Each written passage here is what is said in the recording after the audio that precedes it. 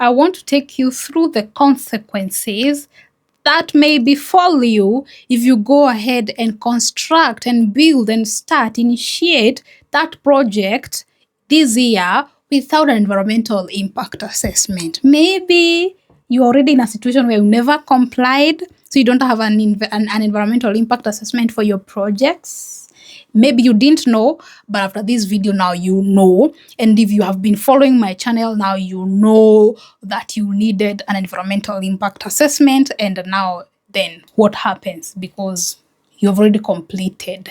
Okay, so that is what we shall be looking into this video, and that one is supposed to get you off the fears that everybody is scared of what will happen. If you have the information, then you know what to do with that information. Now, there is this thing that I have realized on my channel.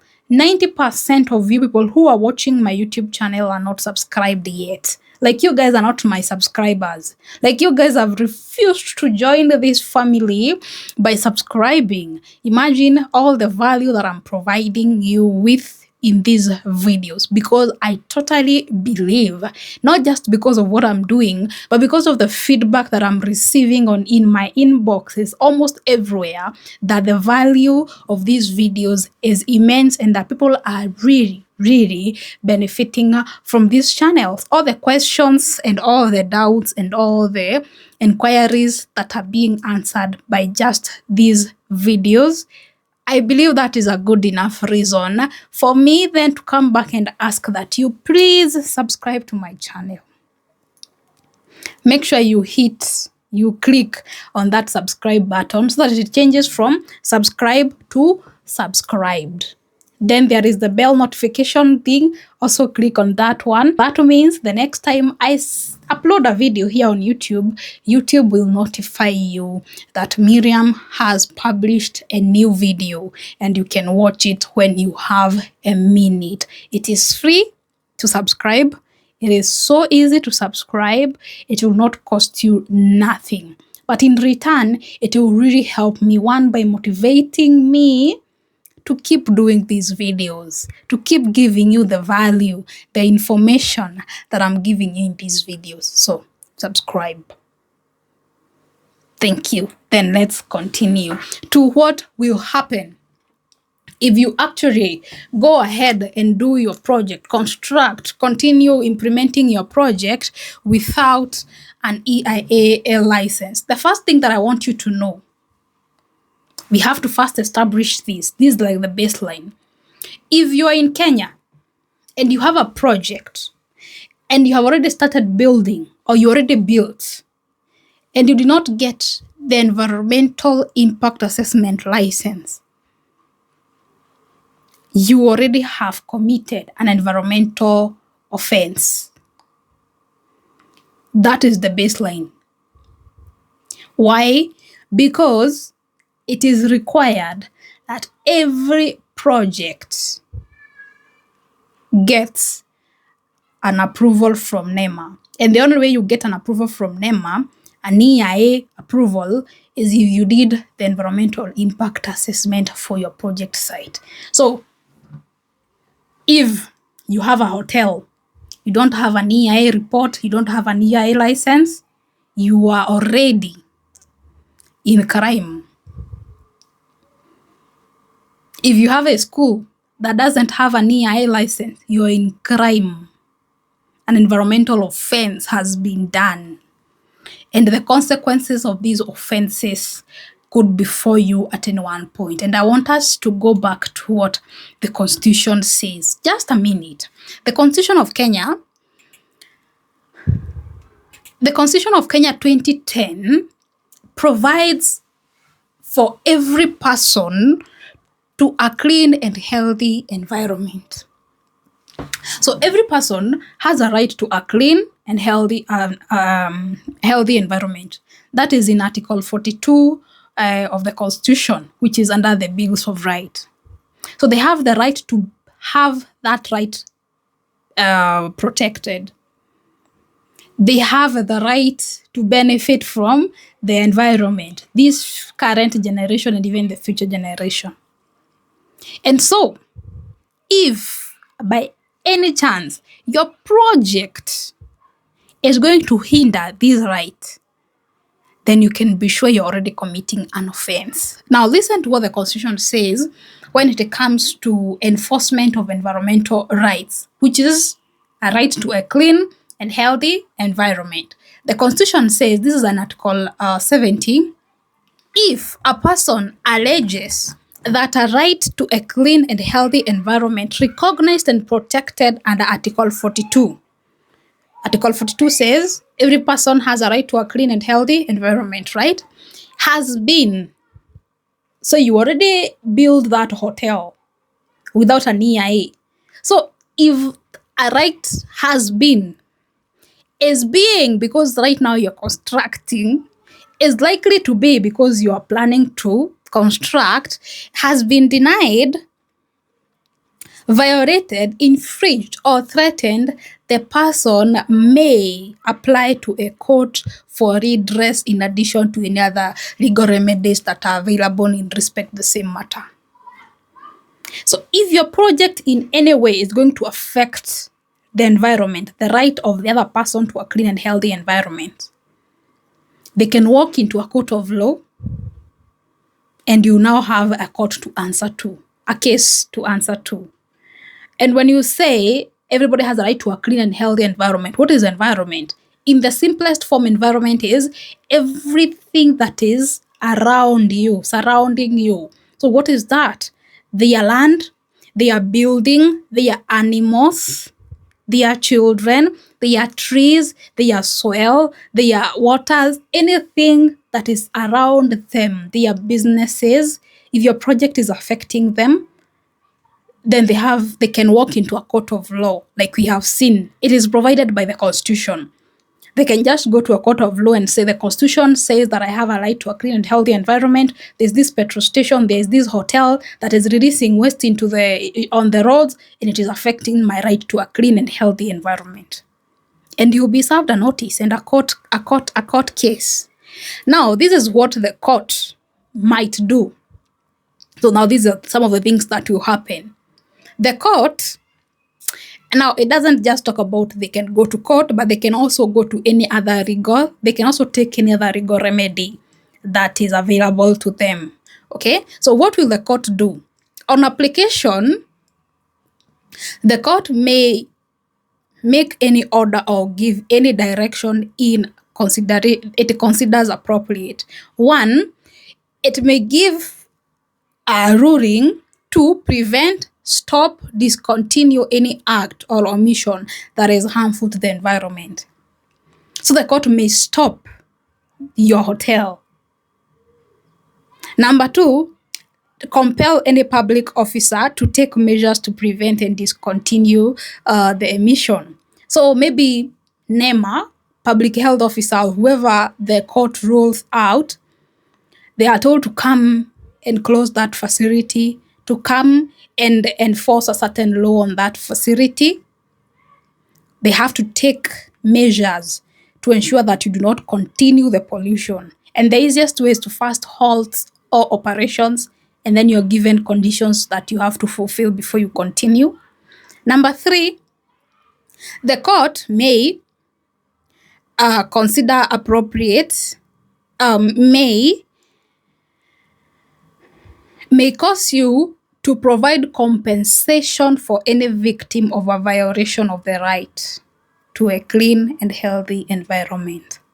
So what does this mean? It means that the court may also demand that you compensate that person or that group of people.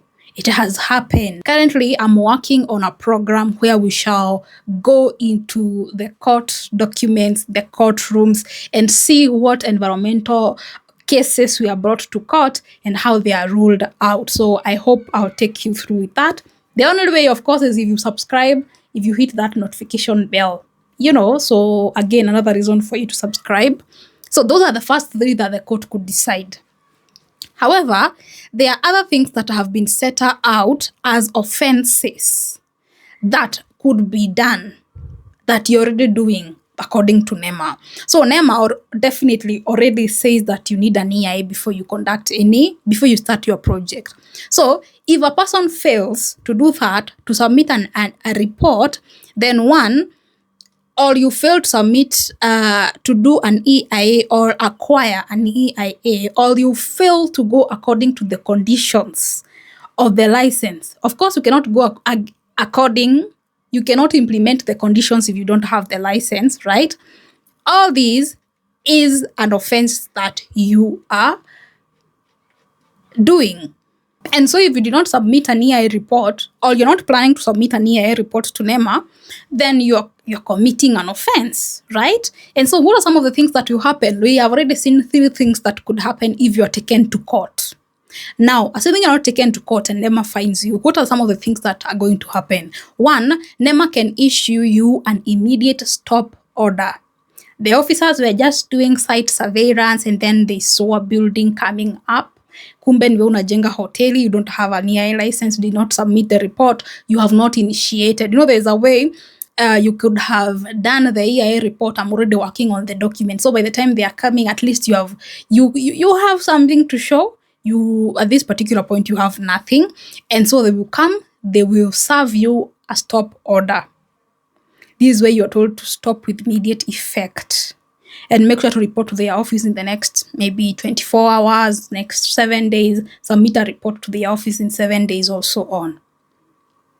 So sasa umeambiwa ustop na ndio koroga ilikuwa inaelekea ama inaendelea, ama ulikuwa umepangia koroga kesho, or something has happened and you have been commanded and asked to stop. And now going against the order that you have been provided is another offense. So that is one thing that can happen with NEMA. The second thing is that you may be fined. NEMA is going to fine you for this. And this is where now NEMA itself takes you to court. The first instance scenario is where somebody who felt their right to a clean and healthy environment was being infringed. They took you to court because you are threatening their right. Right now, it is NEMA who is taking you to court.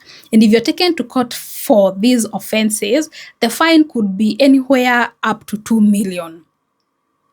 2 million with the current economy today. Even if you give me that environmental job for me to do an EIA for you, I will not charge you even 1 million. But you're being you're being fined 2 million. And all the other expenses that comes before you are charged. The tension, the fear, the stress, your project, by the time you're being taken to court, that means you have already been given a stop order. All that stress, on top of everything else, 2 million fine. Well, sometimes maybe you can be jailed for not more than 24 months. But because rarely will you be jailed, then you'll be fined. Really, 2 million.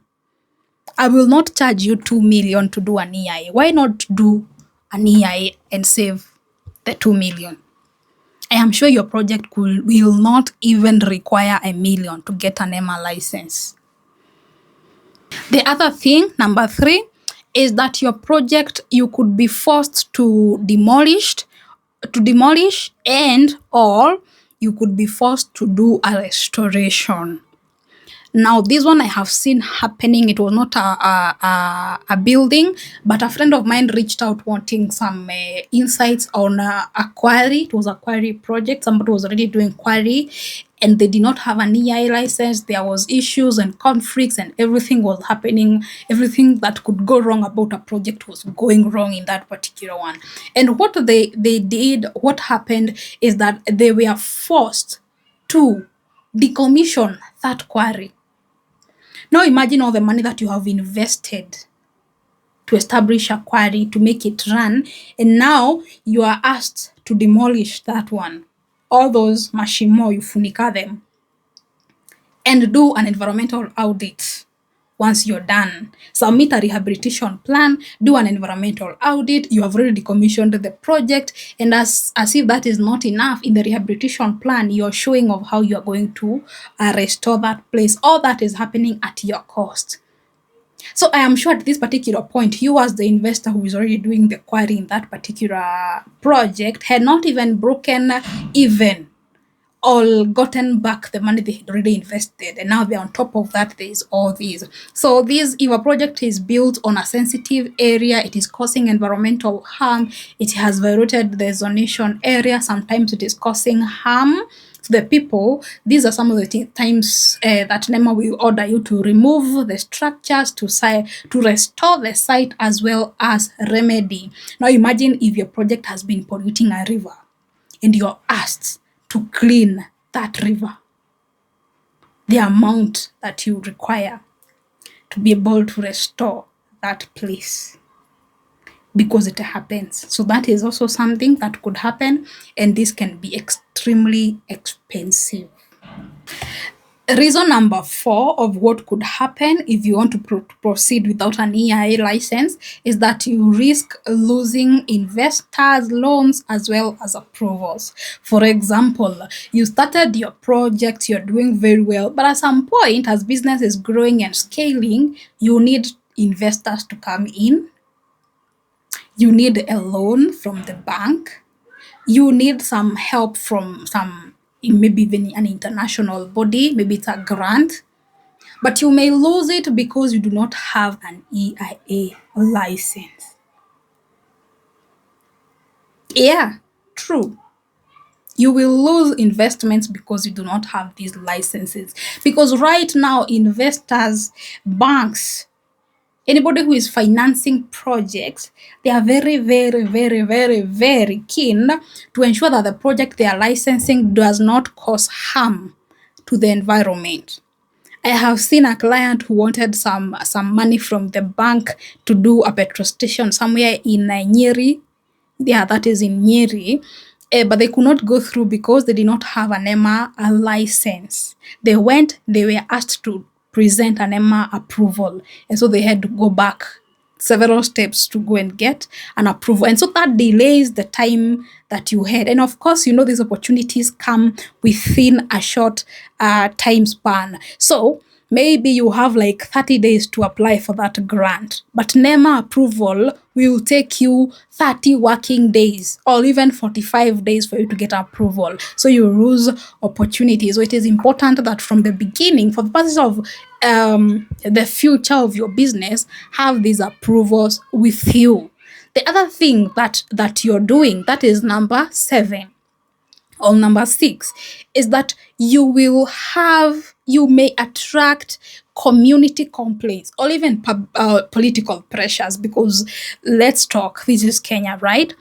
If your project was not approved from the beginning and people know that you did not acquire an environmental projects, people may politicize small issues and they snowball to big issues. Something happens, you have your hotel, one day it collapses and somebody loses their life. Whoa! The first thing that NEMA does in case of such a project, now having been inside the NEMA, having worked at NEMA, if something happens, an accident happens, a quarry has collapsed, so the first thing that they do is to go back to their databases. Has this person done an EIA? Did they do environmental audit? Have they been doing? Now, even before you finish listening to or even wondering what could happen to you, there is all the orders. Every government office now will come to tell you, you did not do an EIA, you did not do this, you did not do this, you did not do this, and so they are giving you conditions. Like wanajitoa, we baki hapo.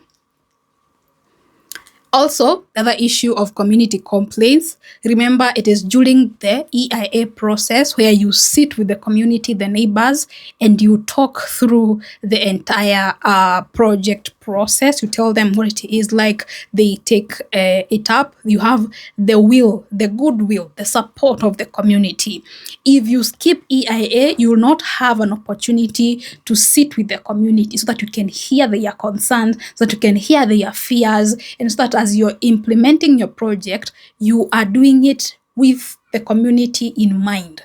Because if you do as they advise, if you do not go against their fears, if you do not threaten their businesses, their health, their we call it the social economic activities that they are doing there, you do not threaten their indigenous knowledge and wisdoms and sites, then you're going to have the support of the community. They buy in, they own in the project. But if you don't, then they may be against you, don't have support from the community. And so have you seen a story that is told of some white man who came into an African village and drilled boreholes, without involving the community? But still the women went to the river, which is like 5 kilometers away. Why? Because it is during this time that when women went for water, they were out of their houses, they had time to talk, time to relax, a minute out of their family businesses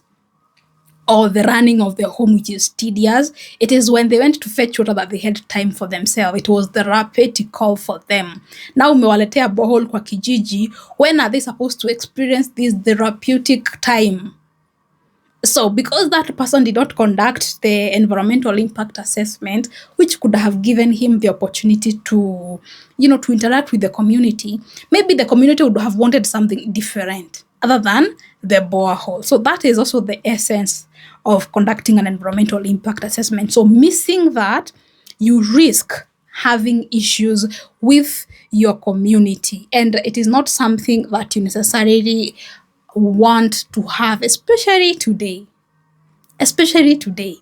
Small things happen and it is going to go viral and your brand is going to suffer. And we are all on the internet and we all see it. So those are about 10 things that could happen if you go ahead without an environmental impact assessment. If the community or an individual, a Kenyan, decides to take you to court, 3 things are likely to happen.